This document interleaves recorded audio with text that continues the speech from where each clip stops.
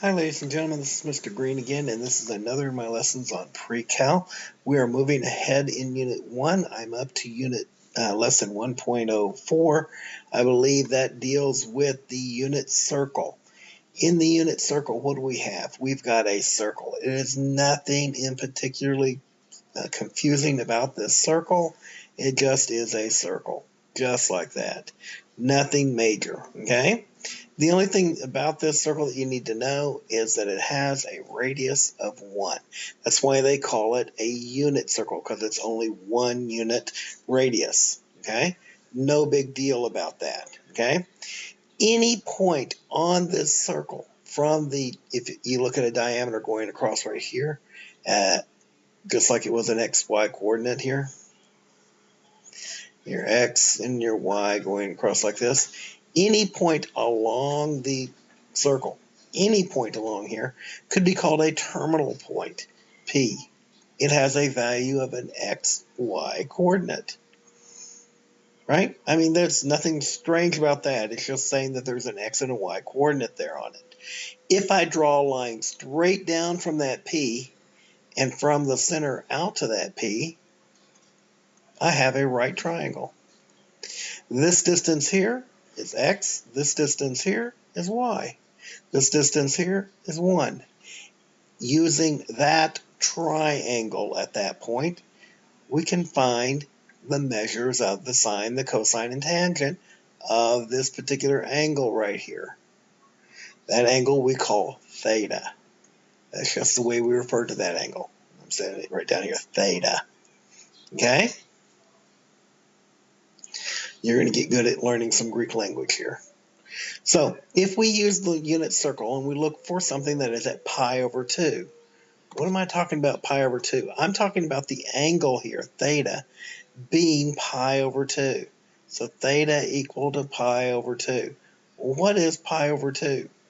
If you were to express that in degrees, remember you'd multiply times 180 divided by pi, right? Pi's will cancel each other out. The 2 goes into the 180, you get 90 degrees.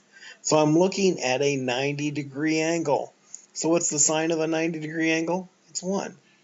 Why? Because the hypotenuse is 1 and the opposite side are also 1. The cosine of a 90-degree angle is 0. Why? Because my x direction is 0, my y is 1, and my hypotenuse is 1. My tangent of pi over 2, well, that's going to be undefined because we can't define by 0. And then the cosecant, the secant, and the cotangent follow. They're just 1 over each one of these. Okay? Nothing special there. We're just finding the values of these trigonometric functions in relationship to that unit circle at a particular angle. Looking at that circle again, if we go and look at pi over 4, what is pi over 4? Let's see here. Pi over 4 in radians times 180 divided by pi. Pi's will cancel each other out. You got 180 divided by 4. That's 45 degrees. So I'm looking at a 45-degree angle. That means it's an isosceles triangle. Both the side lengths on this isosceles triangle are the square root of 2 divided by 2. That is their length. We still have an hypotenuse listing of 1. So finding the sine, square root of 2 over 2 divided by 1, square root of 2 over 2. Cosine, square root of 2 over 2 divided by 1, square root of 2. Tangent, square root of 2 over 2 divided by square root of 2 over 2 gives you 1. Cosecant, it's just going to be square root of 2 over 2, 1 over the square root of 2 over 2, which is a square root of 2. Secant, same thing. Cotangent, 1. You can find these values. What I'm going to encourage you to do in the lesson, they go over several other degrees that you need to be aware of. They do the 180 degree, they do the 270, they also do pi over 6 and pi over 3. Pi over 6 is 30 degrees, pi over 3 is 60 degrees. These are the most popular ones, the pi over 2, pi over 4, pi over 3, pi over 6. That way you're finding most of the values on a unit circle. Okay? Easy enough for you to do and to find those values. I recommend you do it. Make certain you know what's going on. Make certain you know the values of each one of them.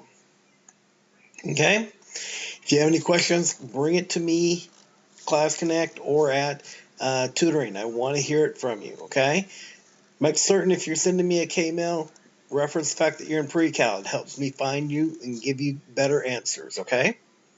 Look forward to seeing you in Class Connect, and I'll talk to you next